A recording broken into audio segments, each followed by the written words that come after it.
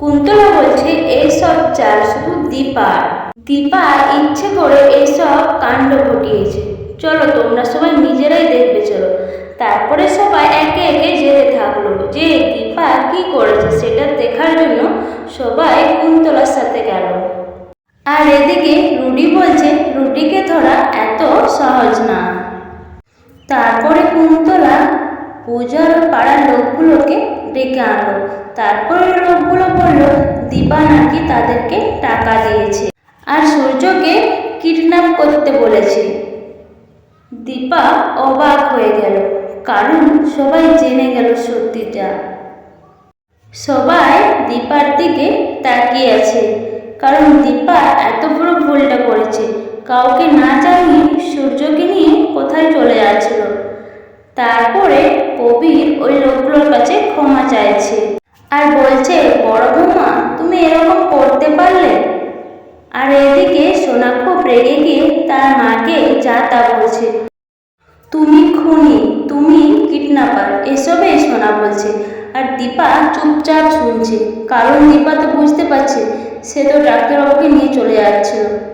তারপরে চারু বলছে এসছি তুমি কেন এরকম করছো, তুমি এরকম করতে পারলে, কেন তুমি এসএসকে কিডন্যাপ করে নিয়ে যাচ্ছিলে।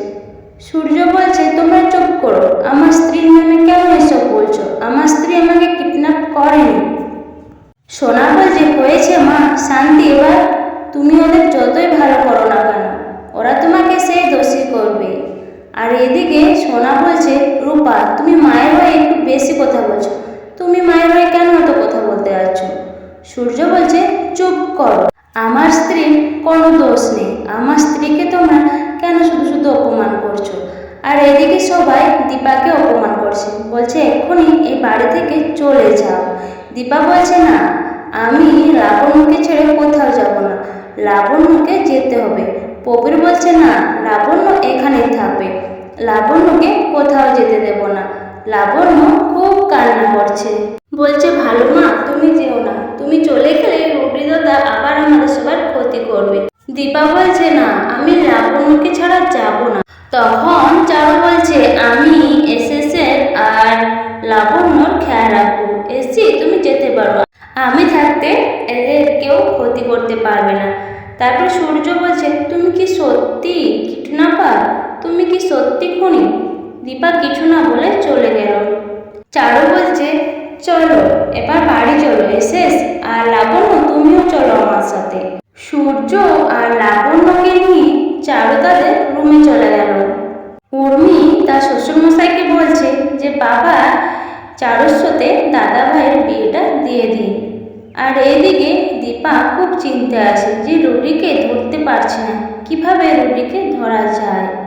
আর এদিকে সোনা বলছে বাবার ফোনটাও লাগছে না, কেন চারু এই সময় এলো, চারু কেন তোমার বাবার মধ্যে আবার দেওয়াল হতে এলো। পাপা এরকম কাজ করতেই পারে না, পাপার ফোনটাই বা কেন লাগছে না। আর এদিকে রুটি এসে বলছে এই সামান্য একটা ব্যাপারে তোমরা এত ভয় পেয়ে কেন আছো, চলো একটুকু ঘুরে আসা যাক। তারপরে চারু বলছে হ্যাঁ সবাই মিলে একটু ঘুরে আসা যাক। কিন্তু লাবণ্য খুব মন খারাপ, কারণ তার ভালো মা তার কাছে নেই, তার জন্য তার খুব মন খারাপ। এদিকে উর্মিও বলছে চলো সবাই মিলে আজ রাত্রে কোথাও ঘুরে আসা যায়। আর এদিকে প্রবীর বলছে চলো তুমি কি আমার ছেলের দায়িত্ব নিতে পারবে, তুমি কি আমার ছেলেকে বিয়ে করতে পারবে। আর চারু বলছে হ্যাঁ পারবো, তুমি যখনই বলবে সেই মুহূর্তে আমি এসএসের দায়িত্ব নেব। এদিকে লাবণ্য ভাবছে যদি চারুর সাথে বিয়ে হয়ে যায় তাহলে তো কোনোদিনও ভালো মেয়ে বাড়িতে আসতে পারবে না। এভাবে লাবণ্য খুব মন খারাপ করছে। রুডি মনে মনে হাসছে আর বলছে যে তোর ভালো মা আর কোনোদিনই আসবে না, কারণ এবার এদের বিয়ে দিয়ে দেবো। আর লাবণ্য খুব কান্না করছে, কারণ লাবণ্য বুঝতে পারছে তার ভালো মা আর আসতে পারবে না। এদিকে রুডি জোর করে লাবণ্যকে নিয়ে যাচ্ছিল, তখন জয় বলছে আমার মেয়েকে কেন তুমি জোর করে টানছো, ছেড়ে দাও আমার মেয়ের হাত। তখন উর্মি বলছে জয় বেশি বাড়াবাড়ি করলে আমি কিন্তু এই বাড়ি থেকে চলে যাব। তার ভয়ে জয় আর কিছু বলছে না। এদিকে রুডি লাবণ্যকে নিয়ে গিয়ে বলছে তোর ভালো মা আর জীবনে আসবে না। এবার তোদের সবাইকে শেষ করে দেব। সূর্য এসে লাবণ্যকে বাঁচালো, কারণ রুটি তার হাত ধরে অনেকক্ষণ চেপে রেখে দিয়েছিল।